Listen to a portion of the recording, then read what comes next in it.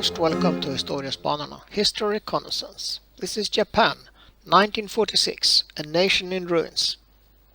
This video is compiled from US Air Force and Army post-war documentary footage. We have covered the destruction of the Imperial Japanese Navy and the return of the Japanese military and civilians in previous videos. Now, in this third part, we show you the effect of the war on the Japanese home islands.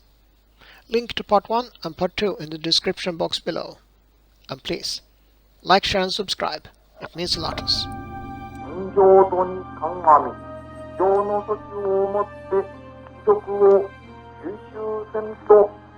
The atomic bombs on Hiroshima and Nagasaki had been a crescendo to a devastating bomb campaign. During 1945, B-29 bombers and carrier aircraft had brought death and destruction to the armed forces, people and cities of Japan, with ever-increasing strength against the deteriorating air defense. The effect of these raids when conventional bombs were overshadowed by the first use of nuclear weapons.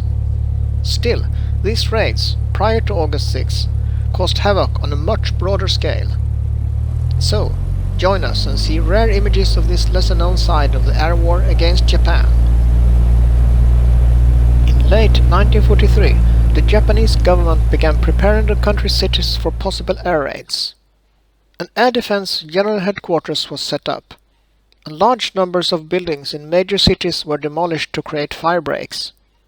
In all, more than 600,000 houses were destroyed. Old people, children and women in the cities that were likely to be attacked moved to the countryside, and entire classes of school children were evacuated. By 1944, 330,000 school children had been evacuated in groups, and 450,000 had moved to the countryside with their families. However, little was done to disperse industries, and the fact that they were often located close to densely populated areas would have severe consequences.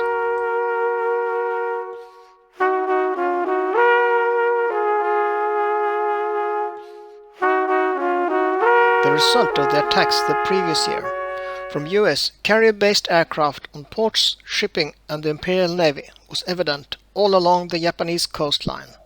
Ships sunk, damaged and beached.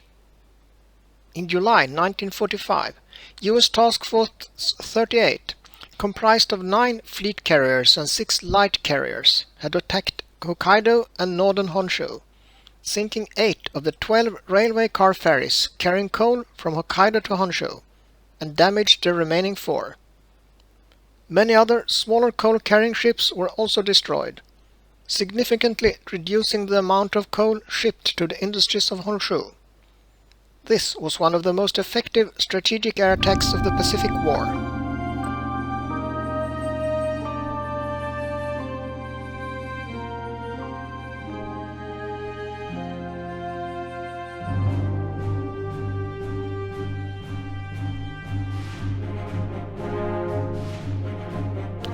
Wrecks like these from the Imperial Japanese Navy was a common sight. Very few and often obsolete ships remained afloat. Those remaining were either used in the huge repatriation program, waiting to be scrapped or taken over by the Allied nations. The Japanese merchant marine was also greatly reduced.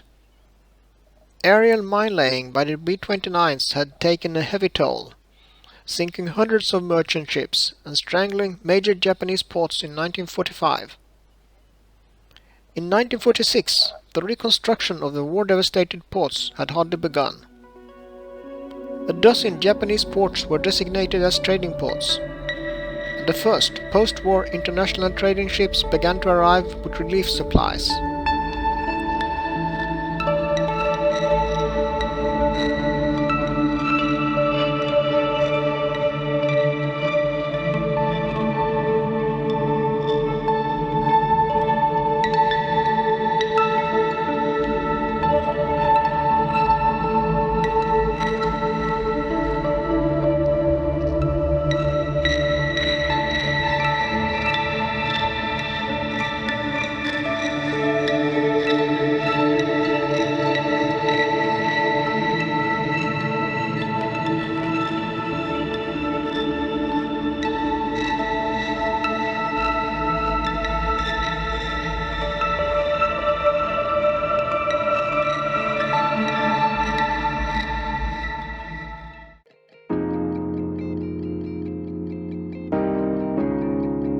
The Japanese ports were also a stage for a massive exodus. Millions of Japanese civilians and military were repatriated and arrived from mainland Asia and the western Pacific Islands.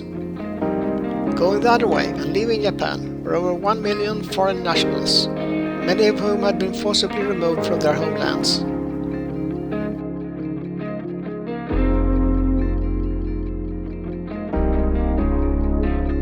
A program to disperse industries to underground and semi-underground sites had been underway, aircraft plants having top priority.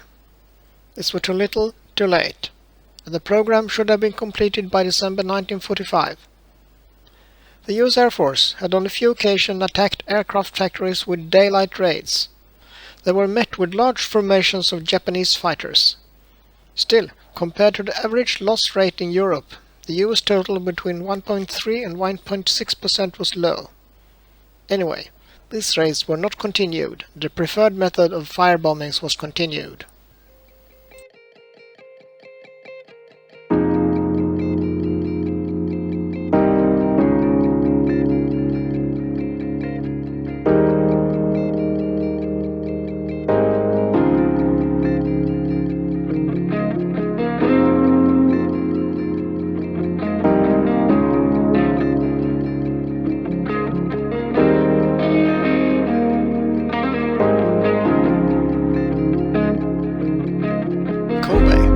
Largest city in Japan in 1945. The different shades of red marked the degree of buildings burned down in sections of the city. Kobe's port was Japan's largest port with a large concentration of shipbuilding and marine engine manufacturing. In 1946, 55% of the city was destroyed, and the way back was long and hard.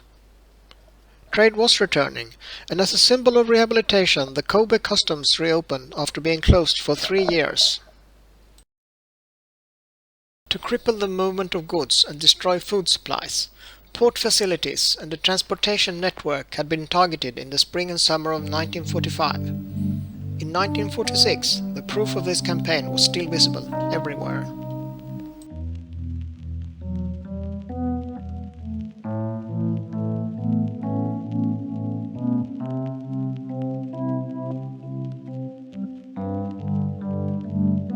Air raids against the home island had been perceived as improbable. Planning for civil defense against such a threat was almost considered unpatriotic.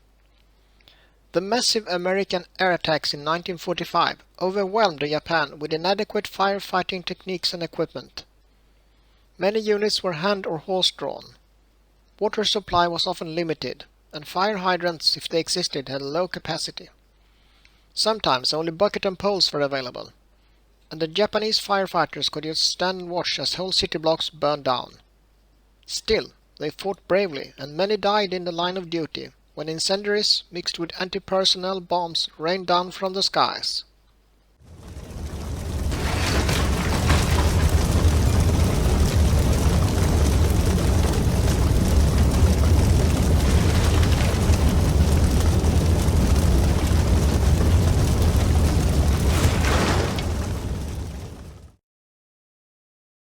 The US knowledge of Japanese industry, economy, weaknesses and bottlenecks was surprisingly shallow.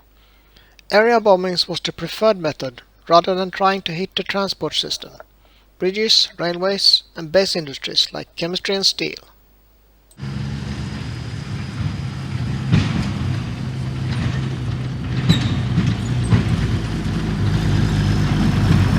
After World War II, the railways of Japan were seriously damaged and run down. With great sacrifice from the railroad workers, operations had always been restored within days, even after the worst air raids. It took several years for the railways to recover, and it was years with services reduced by coal shortages and plagued with numerous accidents.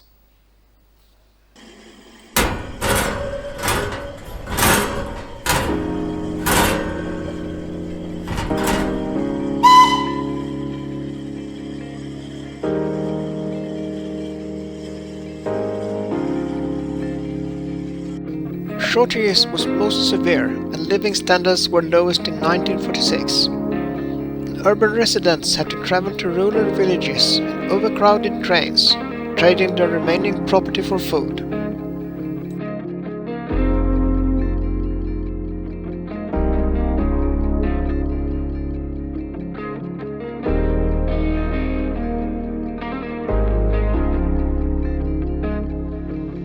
Life in Japan in 1946 was not nearly as pleasant as these pictures indicate. The nation was on the brink of starvation and had a shortage of energy.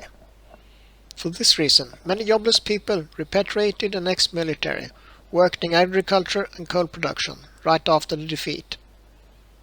The road back was long and hard, but Japan was able to reconstruct its economy from a fresh start, building on its pre-war economic experience and gaining knowledge from the rest of the world.